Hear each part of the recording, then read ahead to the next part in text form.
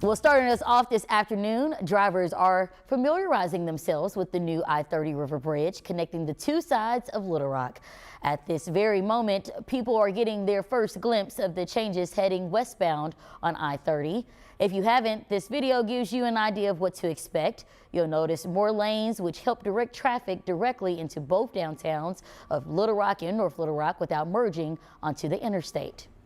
So it's going to be safer, it's going to move you quicker, it's just going to improve your quality of life. Drivers are going to have 12 new lanes, 2 brand new bridges, 12 lanes, 6 on each side, eastbound, westbound. Now, a reminder to be cautious when driving across the new bridge for the first time, as it may take some time getting adjusted to the changes. Now, here's a live view of the first phase of the reopening process. It's one that will continue into the middle of the month, with more closures happening to introduce new traffic patterns. Now, in early November, phase 3 wraps up with the opening of the eastbound portion of the bridge. Something else drivers should consider is pedestrian safety. Arkansas State Police is spending the week encouraging you to be on high alert when behind the wheel. It's part of their Fourth Wall campaign and runs through the end of next week. The goal is to prevent pedestrians and cyclists from being killed. They're asking you to break the fourth wall, to be alert and on the lookout for anyone or anything that could use extra attention when on the roadways. In a statement, Arkansas Public Safety Secretary Colonel Mike Hager says just about everyone can do their part to, quote, make Arkansas a safe place for all road users by staying alert. Our team is working to bring you new details on how to keep pedestrians safe tonight at 5 and 6.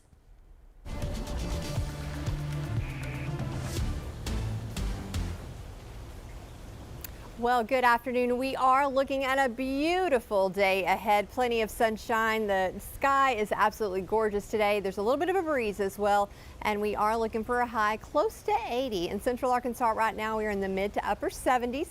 We did have a frontal boundary push through overnight, and that's bringing this nice dry air, cooler air to us, but we're not looking for any rainfall to be associated with this frontal boundary, just mainly some beautiful temperatures. Looking at your day hour by hour, looking for plenty of sunshine, and as we head into the evening, things will start to clear out. Plenty of stars to see tonight.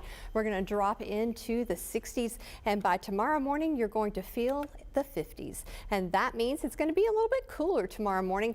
We are going to need jackets as you're heading out to work and school, looking for a high of around 78, and then we're going to start to see those 80s creep back into the forecast one more time. But the good news is dew points are low, which means the humidity is going to be low, and it's going to be a nice week ahead, even if it's not going to feel very Octoberish. Mornings are feel great, but we're going to have a look at that full forecast coming up in just a couple of minutes. All right, thank you, Tracy. This afternoon, police are still working to unravel an investigation into a shooting happening at a Walmart in Bryant. Just before 8 o'clock last night, someone alerted police that shots were fired at Walmart employees standing outside the building. We're working with limited details at this time. However, there are no confirmed injuries at this time. Last check, we learned there are people in custody who police believe are connected to the shooting.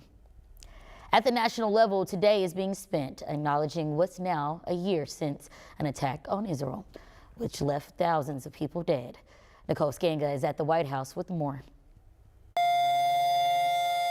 Hostage families and protesters stood in silence in Jerusalem as a siren sounded, marking the moment Hamas unleashed its brutal attack. In Tel Aviv, a man blew the shofar, a ram's horn used in Jewish religious ceremonies, to note 1 year since the deadliest attack in Israel's history. People also gathered at the site of the music festival where hundreds were killed October 7th. 28-year-old Idon Shtivi was taken from the festival. After nearly a year of trying to secure his safe return, his family learned Sunday he had actually been killed in the attack and Hamas had taken his body. I feel that my heart is broken, and after 1 year of struggling, I cannot understand what's going on, and I can't understand that he's not here. Israel has been waging war in Gaza against Hamas since the attack. Tens of thousands of Palestinians have been killed, including many civilians. Millions have been displaced. Israel's leaders have vowed to continue fighting until Hamas is destroyed, but a year later, the group targeted the Tel Aviv area with rockets. Here in the U.S., there are a number of events around the country in memory of the victims of October 7th, as well as protests calling for an end to the fighting.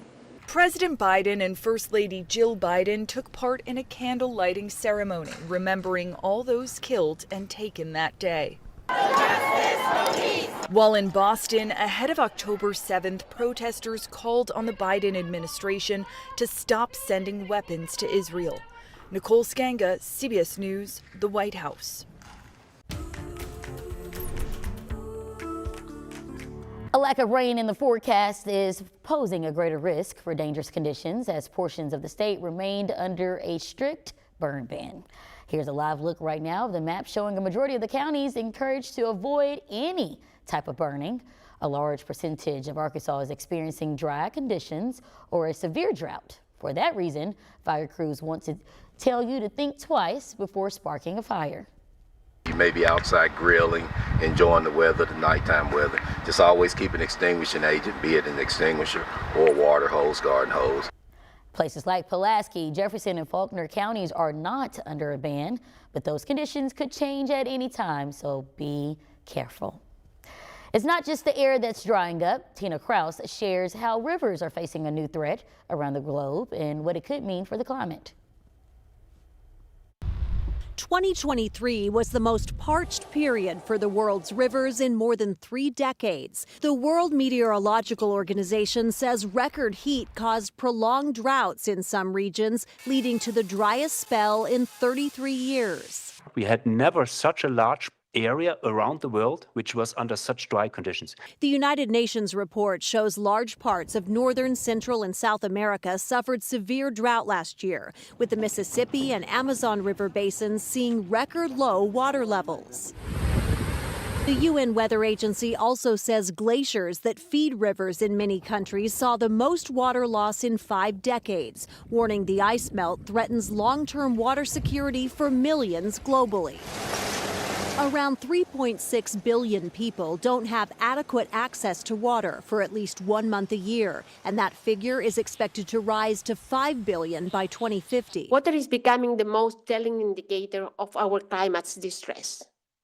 And yet, as a global society, we are not taking bold action to protect this resource. Climate experts say rising temperatures have contributed to the water cycle being more erratic through both intense floods and severe droughts. The UN is urging governments around the globe to collect and share more information about water to help protect the planet's most precious resource.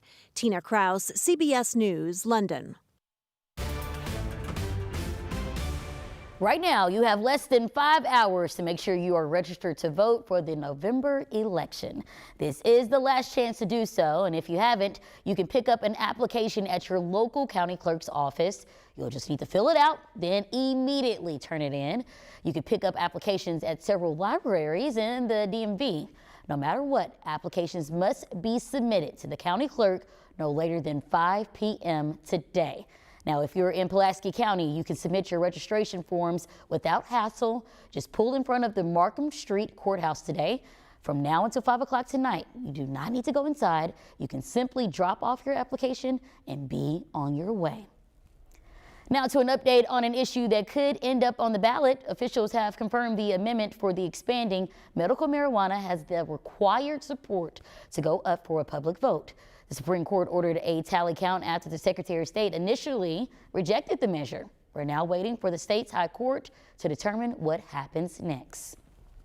And that issue is just one of many decisions voters will make this November. To help you get ready, today is your chance to hear from candidates hoping to represent our state in D.C. Our streaming channel will carry the debates between the candidates. The full schedule is posted right now on the Arkansas PBS website. Again, you can watch on THV 11 Plus, available on Apple TV, Roku, and Amazon Fire. The first debate starts at 2 o'clock today between French Hill and Marcus Jones. The price of owning a car might be going up, but after the break, we share some insiders on how you can avoid that and provide some relief for your wallets. And we are looking at burn bans increasing, going ahead and adding a few more counties to this. Let's talk about that coming up in just a couple of minutes.